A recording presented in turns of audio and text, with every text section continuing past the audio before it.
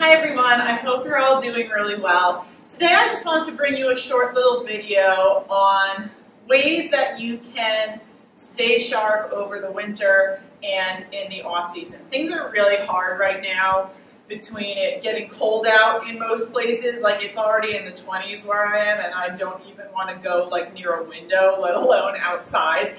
And things are twice as hard now because of COVID, and so many indoor facilities are shut down. Girls can't get to indoor spaces to practice pitching. There's obviously no games or practices or tournaments going on, and not everyone has the luxury of having like an indoor pitching space at their homes. So I want to show you just some great things that I love to have my girls do when they either don't have a space to pitch or they can't get anywhere or it's too cold to go outside in the winter during the off season to make sure that they're staying sharp. And my ultimate favorite thing to do is just tell my girls to take this time to practice whip.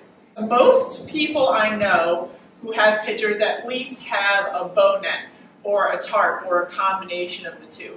And you don't need like hardly any space to do whip drills into a net. I do highly recommend, if you only have a bow net, just get some kind of loose tarp to drape over that bow net, because it's a great way for pitchers to audibly hear how quickly and loosely they're whipping a ball. You know, if it's going into just a net, it's okay, but you can't really hear anything when the ball hits net, and when you have that tarp, you get that really pleasing like pop that can, you know, give that feedback to your pitcher, like, oh, you know, I whipped it really hard that time and I felt that and I could hear it. So I do recommend having a tarp, but regardless of if you have just a net or a net with a tarp, you can literally be just a couple feet, you know, 2 to 3 feet away from that net and practice any whip drill you want, whether it's standing, whether it's down on one knee. And whip is still one of the biggest things that I see girls struggling with, especially if they're younger or they're transitioning to form fire from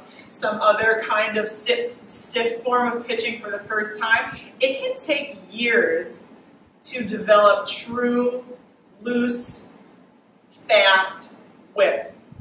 And when we have this time where, you know, we can't go throw full pitches, we can't really focus on our movement pitches, it's a great time to place all of your focus on that whip. So, for example, I have a tarp on my wall that's literally probably like 5 feet away from me right now, maybe a little more. If you want to get down on one knee and focus on getting your body into a good setup position, making sure you're nice and back, and just focus on feeling that palm up, elbow down position with your arm on the power line, pulling down from that elbow for as long as possible, creating that forearm lag, and then whipping the hand through as loosely and quickly as possible. Girls who are having issues with turning the ball over at the back side of the arm circle or getting to the side with their elbows pointing in weird directions, it's really great to get down on one knee to really isolate that lower arm movement and pay attention to it. So if you want to just do a simple forearm fire drill, we can start palm up, elbow down on that power line and just try and whip as hard and fast as we can into that net. You can do literally any of our forearm fire drills. You can do the 3 swing and really focus on making sure your hand's getting to the end of the throw zone.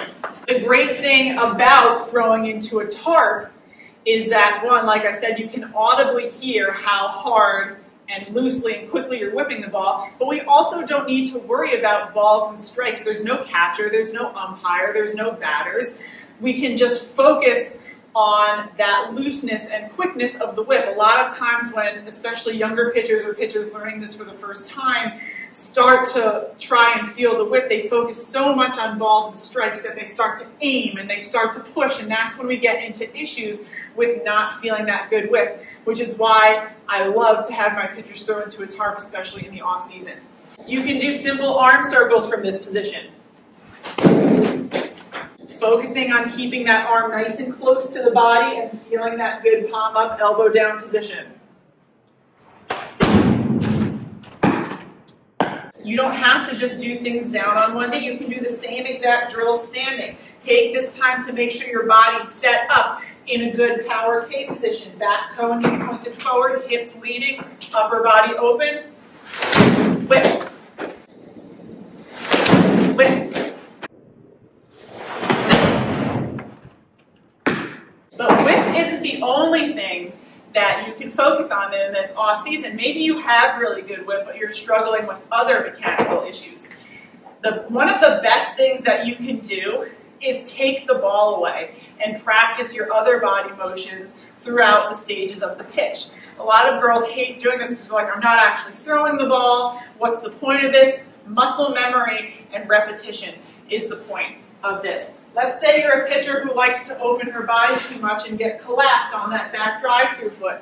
You can literally go, if you have a carpet or you have a pitching mat in your house, literally anywhere. You can just go into your load and practice that glide with the hips leading and the toe and knee forward. You can go through a whole pitch motion and not actually deliver the ball and start to do this over and over again to feel the hips working, the glutes activating, the toe and knee staying up on the toe with the toe and knee pointed forward as you push off the rubber and drive through.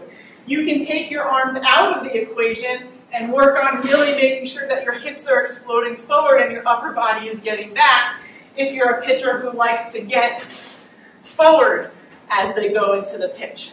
There are so many things you can do in the off season, even if you don't have a full pitching space in your home or you don't have a facility to go to.